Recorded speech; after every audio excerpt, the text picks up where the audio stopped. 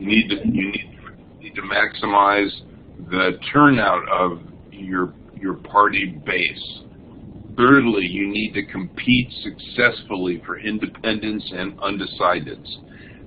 Fourthly, you can use wedge issues to strip away selected opponent supporters. What do I mean by wedge issues? Both political parties do this. An example of a wedge issue would be putting an issue on the ballot that will bring out voters of certain kinds, which are then likely to vote for you or your party. So examples might be a gay marriage amendment, the legalization of marijuana, more restrictions on abortion, raising the minimum wage. These different issues, if they're put on the ballot for people to vote on in a referenda, are likely to bring out either more conservative or more liberal voters than might normally be the case. And finally, voter suppression strategies.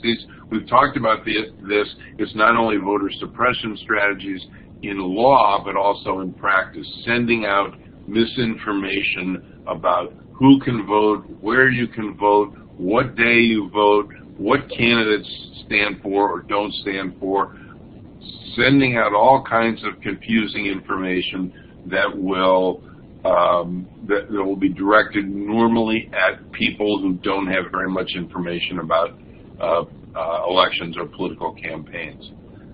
This is perfectly normal. I'm not saying it's a good thing. I'm not saying it's even legal. I'm saying it's done every single, every single election. One of the changes in American politics is, well, it's not a change really. There's been a small change, declining political competitiveness between the parties with respect to seats in the House of Representatives. And the main reason this is the case is because of gerrymandering. And gerrymandering functions in a way to create safe districts for congressmen and congresswomen. Many Senate seats remain competitive, some not. The strategy for winning is fairly simple. If you're running for Senate or you're running for President or you're running for House of Representatives, winner takes all.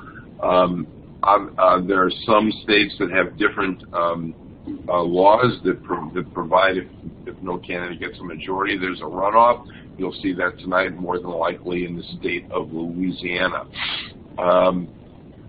So opinion polls, focus groups, candidate visibility and appeal, all these things are important in getting out the vote and winning election.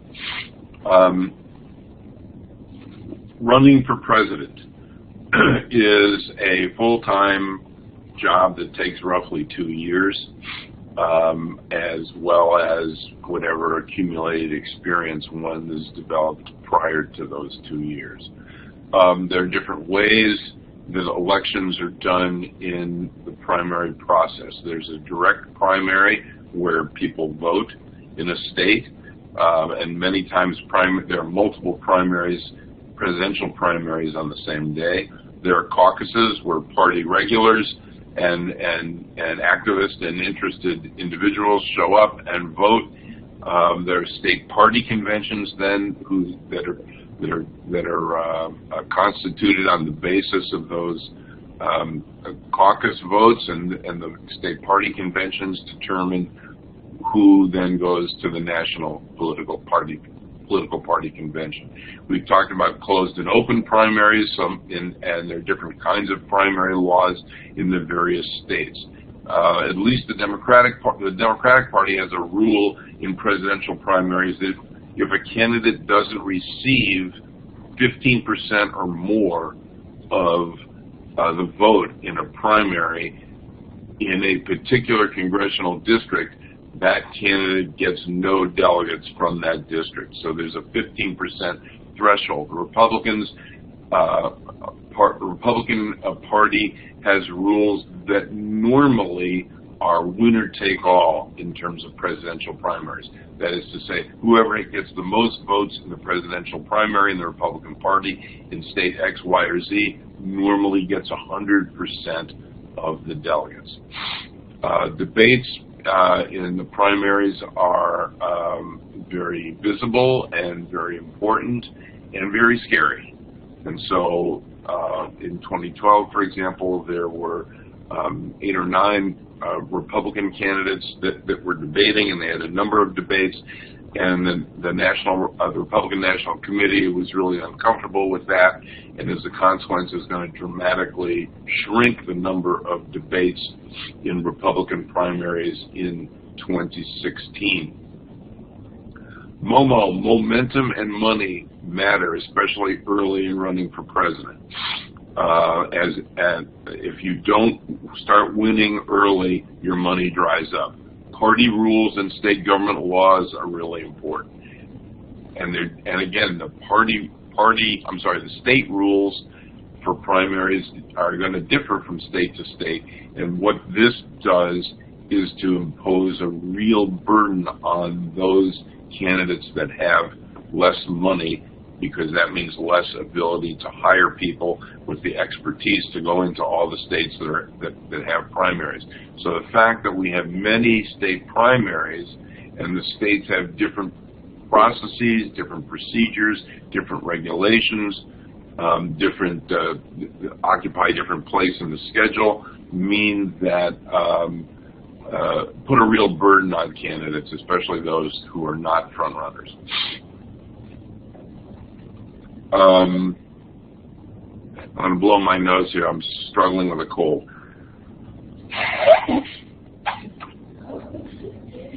I'm sure that'll come off real nice on the recording. Okay, so by the time the presidential primary gets to the national convention, 9 times out of 10, we already know who the nominee is going to be. And what happens then at the national convention? Well, delegates are seated. There's a credentials committee that seats the delegates and determines who and who is not a legitimate candidate. There's a party platform that's approved. The nature of national political party conventions has changed. In the 1950s, 1960s, even early 1970s, the candidates and various factions in the parties would kind of duke it out over a selected number of issues. They could be platform issues, they could be issues about who the nominee was going to be, or the vice presidential nominee was going to be. All that's gone. There is, frankly, in my judgment, no reason whatsoever to watch the national political party convention on television. You won't learn anything. It is a totally scripted event, just like the Academy Awards. It is exactly the same as the Academy Awards. In fact, it's probably more scripted than the Academy Awards. It's mostly done to try to rally party members, and it's all about quote-unquote optics, how things look. It's totally scripted. The purpose of the convention now is to use TV to introduce the president and vice presidential ticket of the political party to the American people in the most superficial and useless way. So I'm sure you normally don't flock to the TV to watch national political party conventions. There is no reason to do it. You won't learn much. I'll take that back, unless you watch Jon Stewart do it. Then you have a chance to learn something. Okay. TV is really important, obviously, in political campaigns, and we've seen a tremendous explosion of political advertising because there's more money sloshing around in political campaigns. A lot of it is negative advertising. Where does the negative advertising come from? You will see, excuse me, you will see in a and a chart I'm going to show you later on, it comes from all of the money that's going into non-party, non-candidate organizations. What candidates try to do is manage news coverage. They try to get as much free news coverage as they can. Obviously, we still have televised presidential debates. One of the most interesting things that happened in the past couple of weeks is the debate between the two candidates for governor in Florida, Rick Scott, the sitting governor, and Charlie Crist. The debate started, and Charlie Crist came on the stage, and for 6 minutes, the governor refused to come on the stage because Charlie Crist had a fan. Remember, it's Florida. Had a small fan underneath his podium, and so in protest, Rick Scott refused to come out. This is an example of the minutia that are a matter of negotiation between candidates in terms of debates. One of the important things to know is that in presidential elections and debates, there is a national commission that has rules and regulations that govern the debates, and one of those generally leads to the exclusion of minor party candidates for president. Obviously, the internet now is a much bigger deal in political campaigns than it used to be.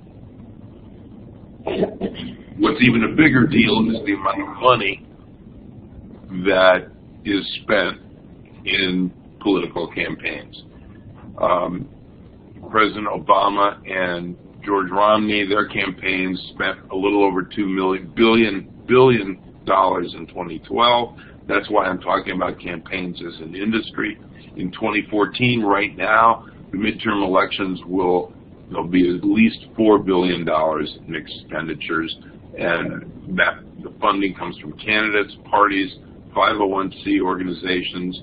It's borrowed. There are bundlers. We talked about them. It's raised online, and there are contributions from individuals, organizations, political action committees, corporations, and so on, unions, and so on.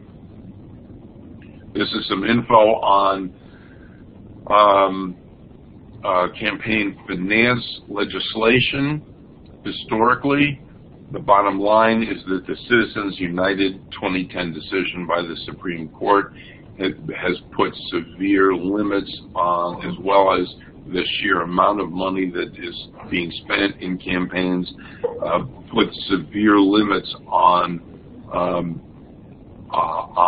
any kind of public regulation of campaign spending. Basically now, a candidate and a party, assuming they don't do it all themselves but have other non-party entities do the spending, can raise and spend a virtually unlimited amount of money in campaigns.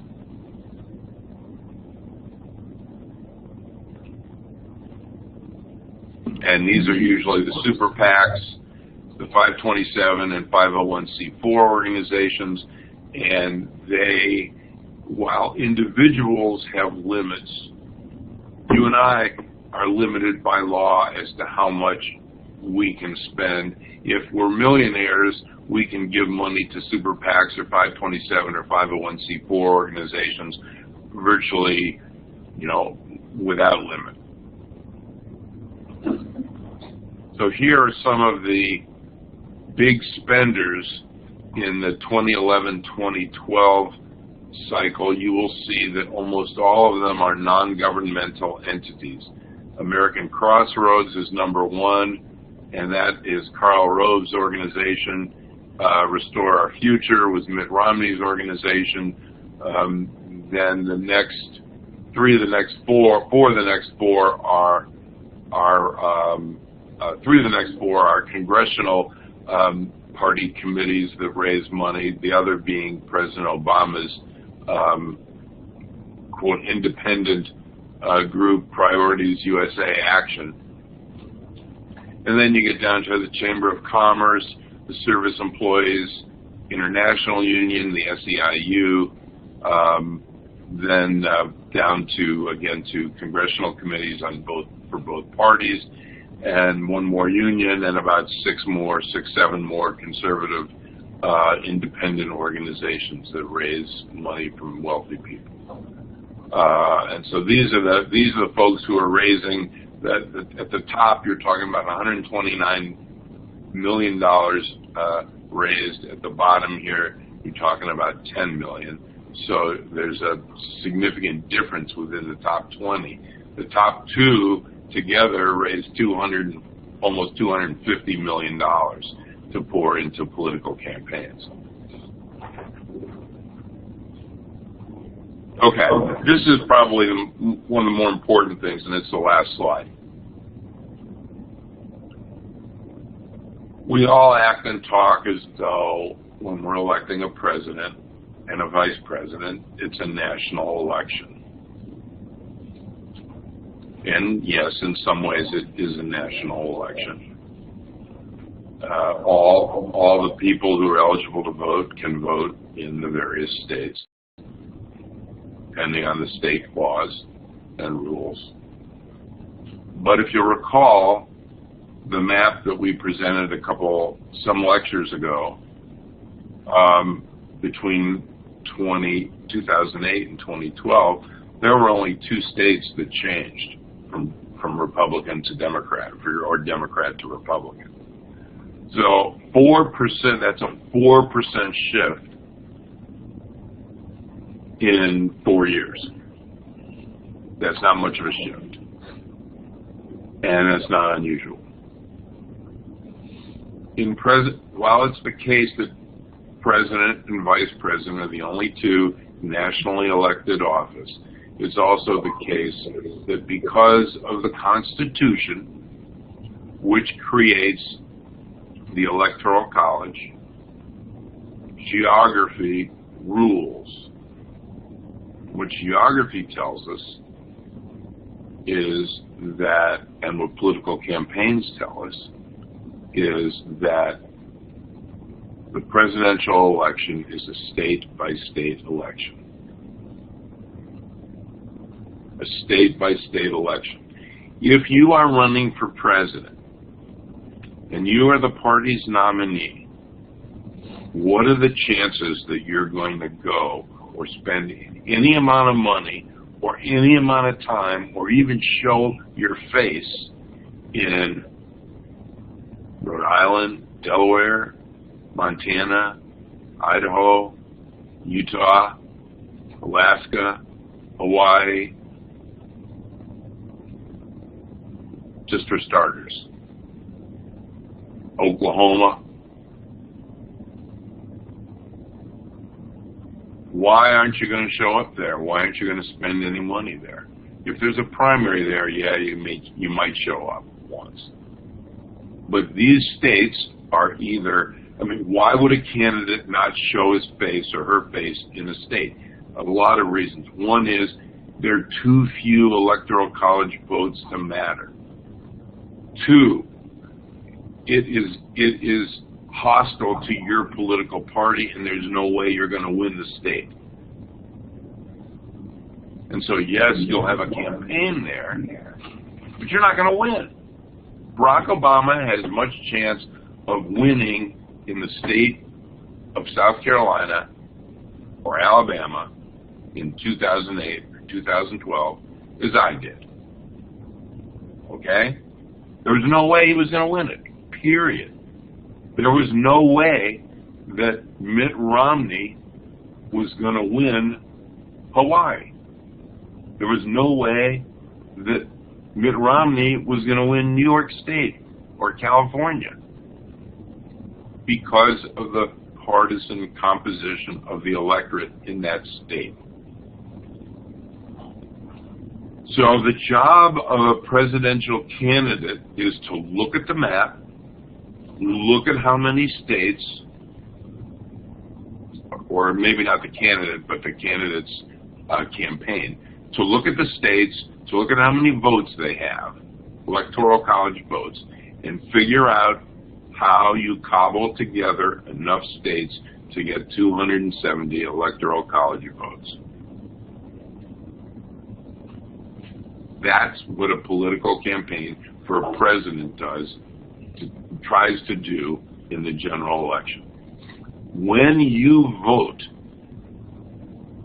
for a presidential candidate in a presidential primary, you are actually voting for individuals who are pledged to go to the national convention to vote, cast their vote there for that candidate that you voted for.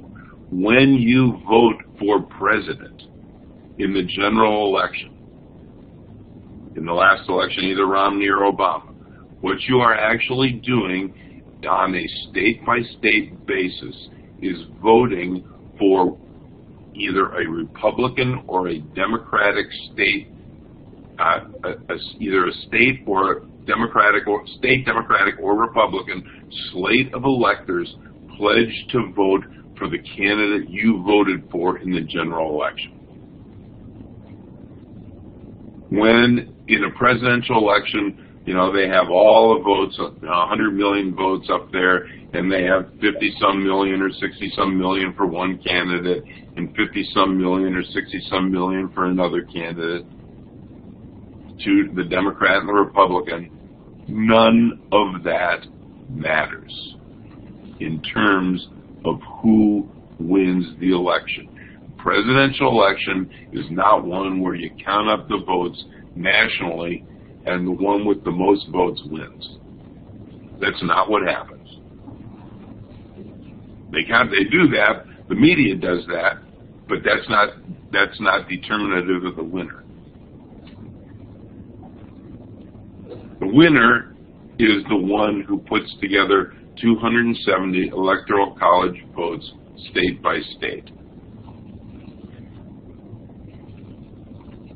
What this means in practice, given the political and partisan divisions in the country and the political culture and partisanship of the different states, what this means is that there's a block of states that are that are heavily Republican, and there's another block of states which is heavily Democratic, and there are swing states where it's unclear who will win. Ohio is one of those states. Iowa is one of those states. New Mexico is one of those states. North Carolina and Virginia are in that group of swing states, and there are another half dozen or so. Those states are the ones that generally, at least right now, can change over time, but right now those are the states that draw the most attention from presidential campaigns in the general election. They're the ones that draw a lot of the money, and those are the ones that will determine whether the Republican candidate for president wins or the Democratic candidate wins. So, yes, in a sense, it's a national election. Everybody is voting across the country. But 10 to 12 states, at least the way things work right now, really determine, in many cases, assuming it's a reasonably close election, who's going to be the next president. So if you live in Ohio, if you live in Iowa, if you live in New Mexico, if you live in Virginia, North Carolina, your vote means a whole lot more than if you live in Mississippi or Florida is also one of those swing states, or Mississippi or Tennessee or Oklahoma or New York State. This need not always be the case. For example, if, say, Governor Christie were to become the Republican nominee for president, I doubt that's going to happen. But if he were, that would bring New Jersey into play for the Republicans when it usually votes Democratic. The one exception to what I'm saying is, or one of the exceptions to what I'm saying is, if a president, one of the two major party presidential candidates runs very strongly, and it's not a close election, it's possible that the great popularity of one presidential candidate will, in many states, create a coattail effect. In other words, let's say it's a Republican candidate for president who wins by a large margin. It's possible that because of that, that candidate will help his party's candidates lower down on the ballot also win, when otherwise they might not have. Any comments or questions? One other point about the Electoral College.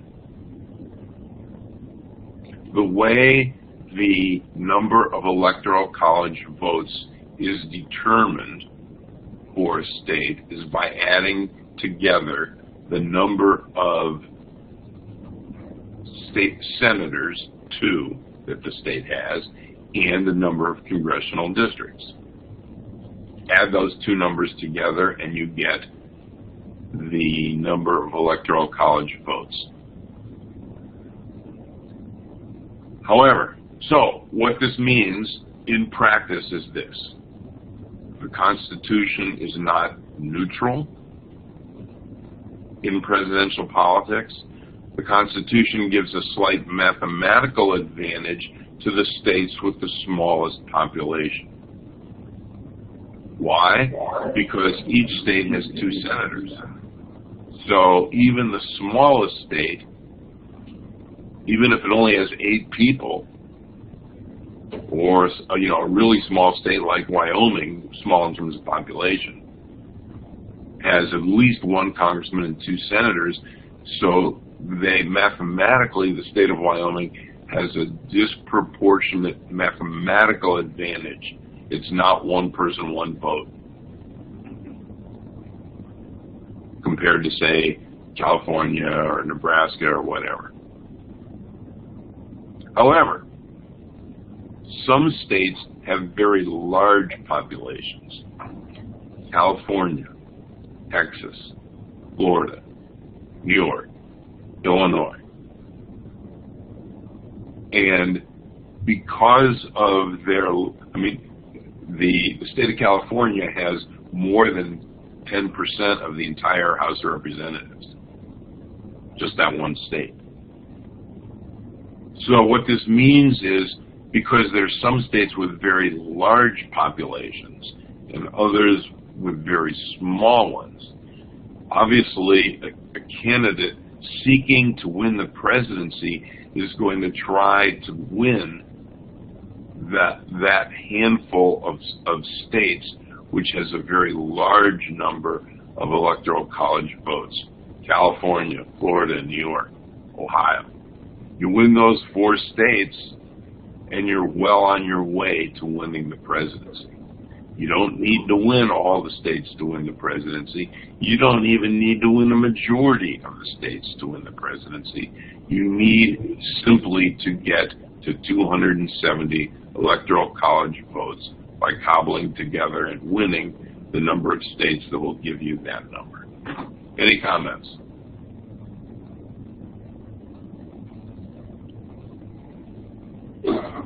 Okay. I am going to move on to Congress here.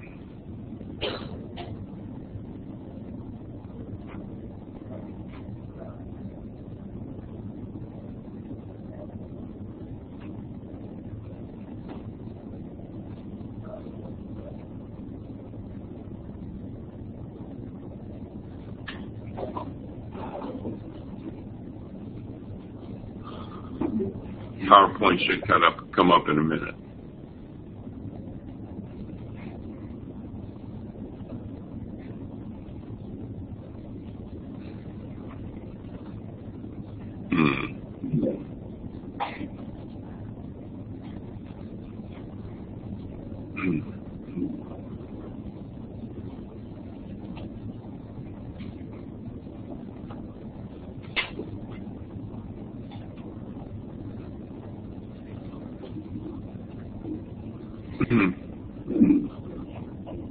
Well, the long-standing joke about Congress goes something like this. What is the opposite of pro? Con.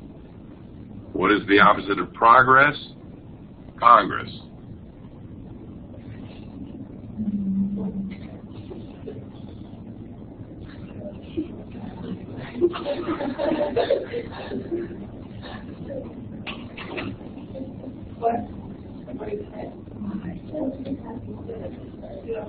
Okay, here we go. Any comments at this point? We've got about 10 minutes. I want to, first of all, describe to you some of the more important features of the institutional and partisan nature and context for the Congress. Congress isn't just about 535 people who can't agree on the time of day. You need to understand what's going on there.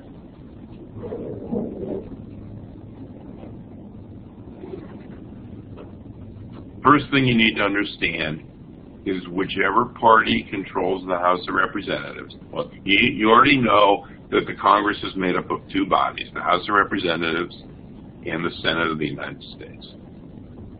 Rule number one, whichever political party has the majority in the House of Representatives, controls and organizes everything about the House of Representatives.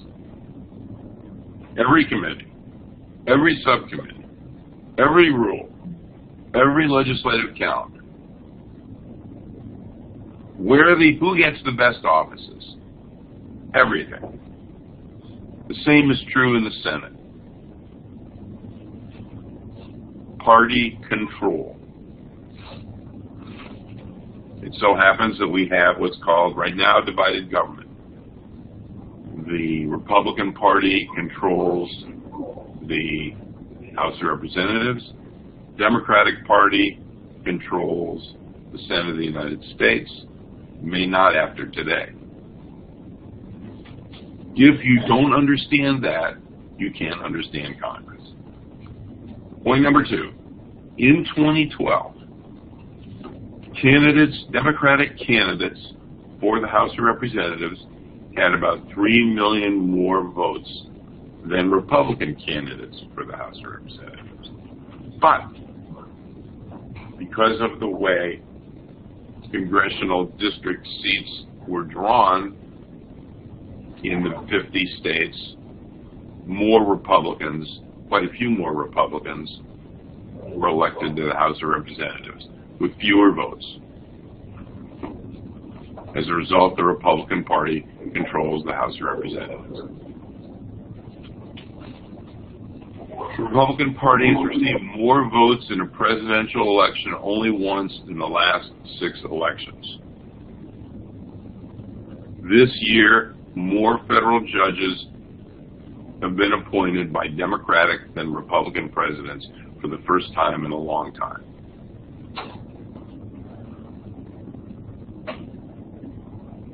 What I'm suggesting to you, what I'm saying to you, is that I'm going to use a metaphor. You probably all know what worldwide wrestling is. Anybody not know? And you probably know what a cage match is. So picture 4 connected cages where you can move between the various cages. And you have the Democratic Party as one fighter, and the Republican Party as another fighter.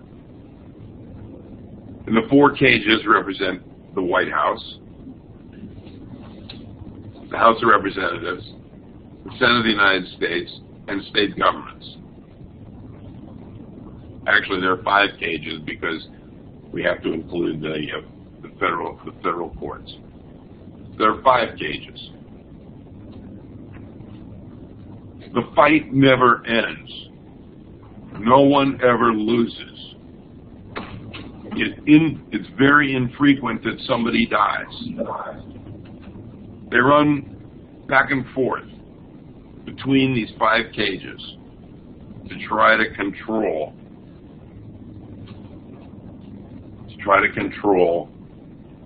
the American government. They fight over which party is going to control the courts. They fight over which party is going to control the states. They fight over control over the House. They fight over control over the Senate. They fight over control over the White House, the presidency.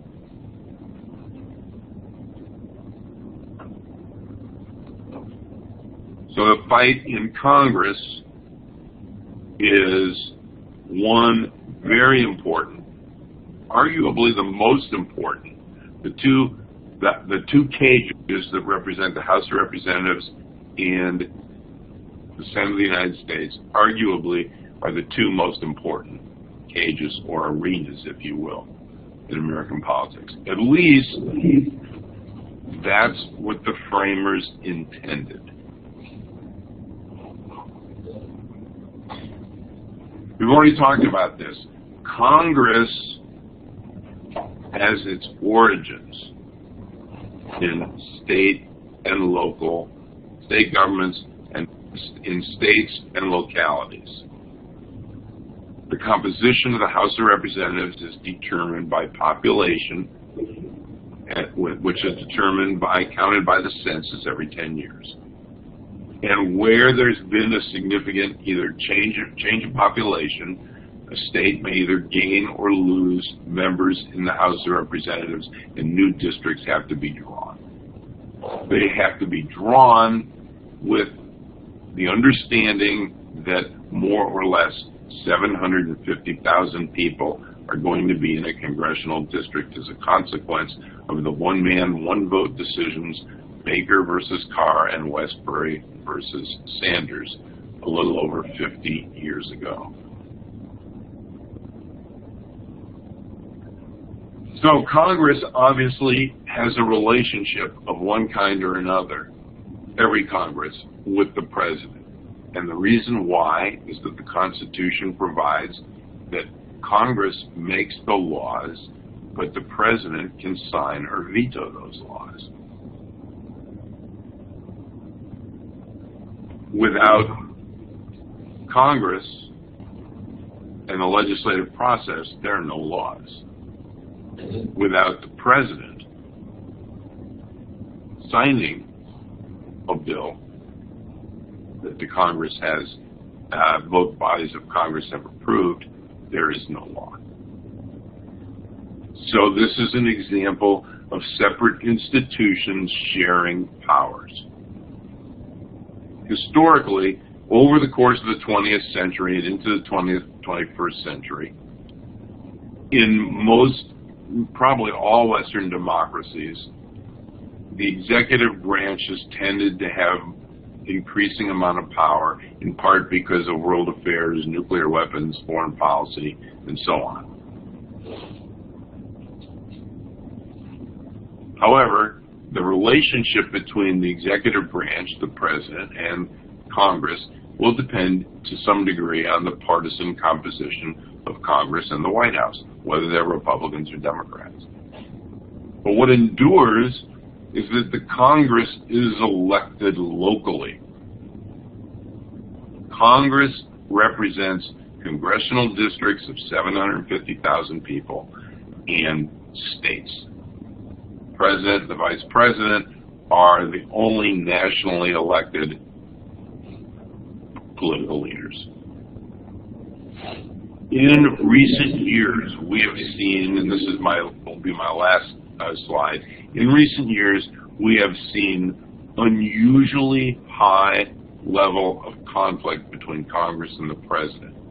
This includes at least 2 government shutdowns, the impeachment of President Clinton, and the trial where he was not convicted.